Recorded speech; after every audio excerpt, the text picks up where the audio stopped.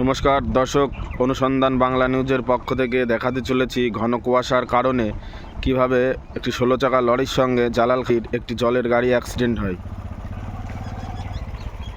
সরাসরি সেই ভিডিও অনুসন্ধান বাংলা নিউজের মাধ্যমে আপনাদের সামনে তুলে ধরছি।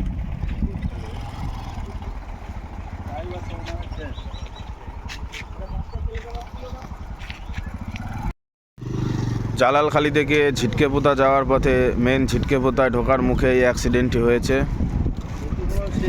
10 চাকা লরির সঙ্গে মুখোমুখি সংঘর্ষ, তুবড়ে গেছে পুরো গাড়ির সামনের স্যাচিস।